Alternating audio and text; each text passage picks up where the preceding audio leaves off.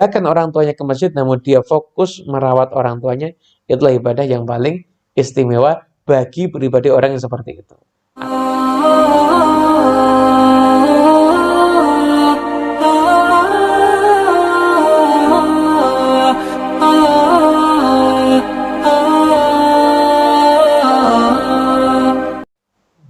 Bismillahirrahmanirrahim. Alhamdulillahirabbil alamin.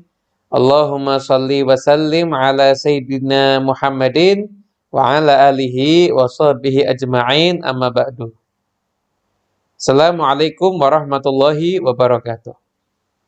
Sahabat semuanya, Nabi Muhammad SAW bersabda, faqihun wahidun asyaddu ala syaitani min alfi abid.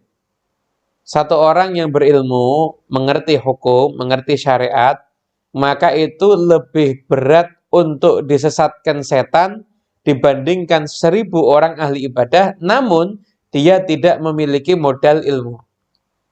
Hadis ini diriwayatkan oleh Imam At-Tirmidzi dan juga Ibnu Majah. Artinya apa?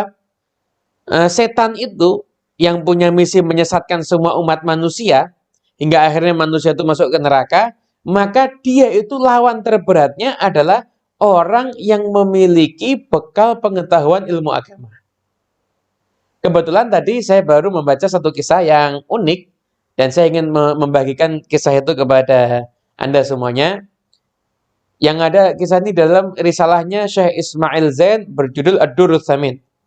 Dikisahkan ada pertemuan antara iblis dengan wali kekasih Allah Subhanahu wa taala. Kemudian wali itu bertanya kepada iblis, "Hei iblis, kamu ini paling berat menyesatkan siapa?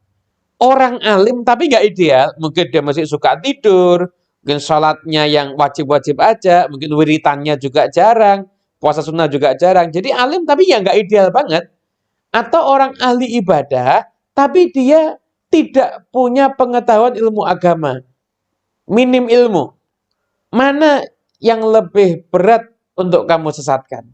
Maka iblis tadi menjawab, ya tentunya orang alim itu yang lebih berat untuk saya sesatkan.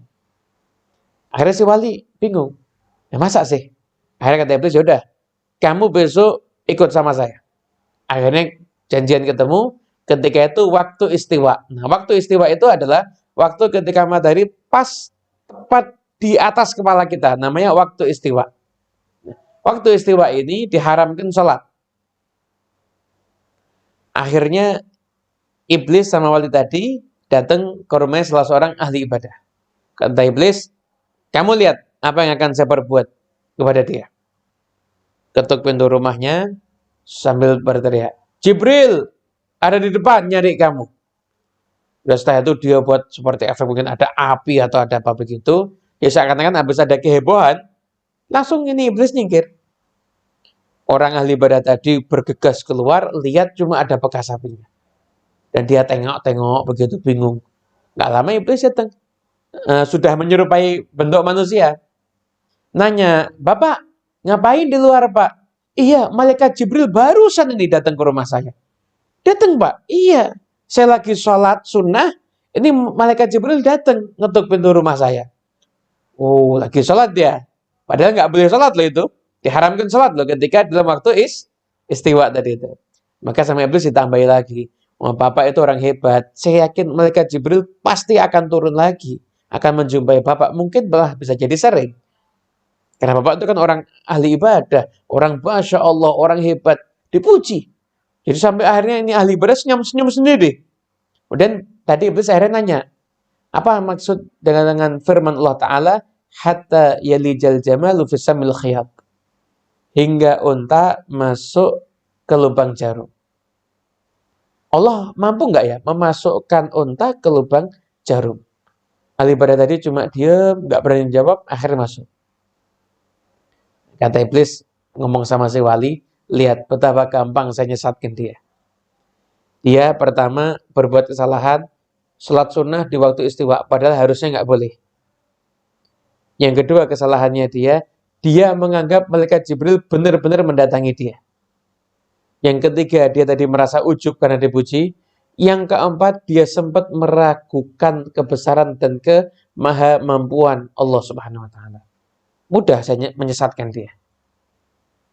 Besok di waktu yang sama kita akan datang ke tempatnya orang alim. Besoknya ketemu lagi iblis sama si wali ke tempat orang alim. Ngetuk pintu rumah, setelah itu mengatakan hal yang sama. Jibril ada di depan nyari kamu. Orang alimnya dari dalam rumah malah ngomel. Kurang ajar, kamu iblis terlaknat. Gak mungkin malaikat Jibril turun lagi. Ngapain malaikat Jibril mau mendatangin saya? Malaikat Jibril itu tugasnya menyampaikan wahyu kok. Dan saya kan gak mungkin mendapatkan wahyu. Dan saya tuh iblis nyingkir. Kemudian buat efek seperti ada api atau apa. Orang alim tadi keluar, lihat dia nyantai aja. Dia mau masuk rumah, iblis datang lagi menyerupai manusia. Sama kayak kasus yang kemarin. Tanya, Bapak ngapain di luar? Ini setan, ganggu waktu tidur saya.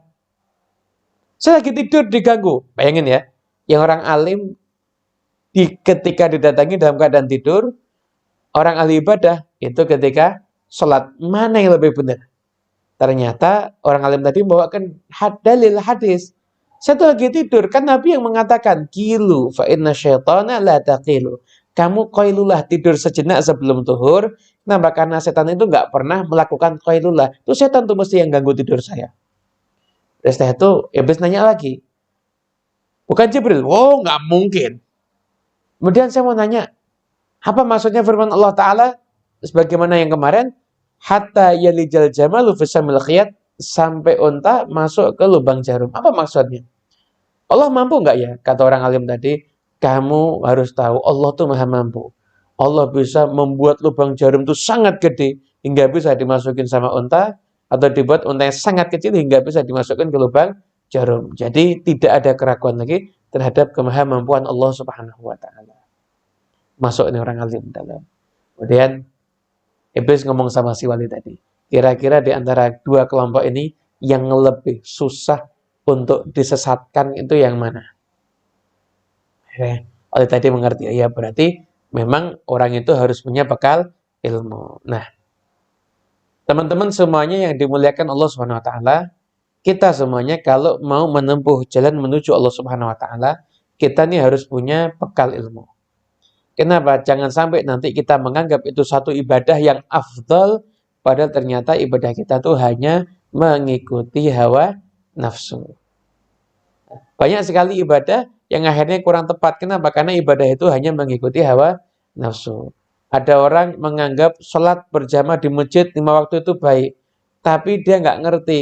Kalau dia merawat orang tuanya, itu justru malah jauh lebih baik. Yang lebih baik ketika ada orang, di rumahnya ada orang tuanya sakit, nggak ada yang merawat lagi selain dia. Bukan dia meninggalkan orang tuanya ke masjid, namun dia fokus merawat orang tuanya.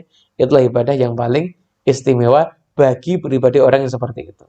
Artinya apa? Untuk mengenali mana ibadah yang baik atau yang kurang baik, mana ibadah yang benar-benar itu dikehendaki Allah atau disusupi hawa nafsu, maka itu semuanya memerlukan modal ilmu. Semoga barokah dan manfaat. Nah, jangan lupa like, share, dan subscribe channel YouTube ini agar semakin banyak teman-teman kita yang mengenal tentang kebesaran Allah, keagungan Rasulullah, dan kebijaksanaannya para ulama. Wassalamualaikum warahmatullahi wabarakatuh.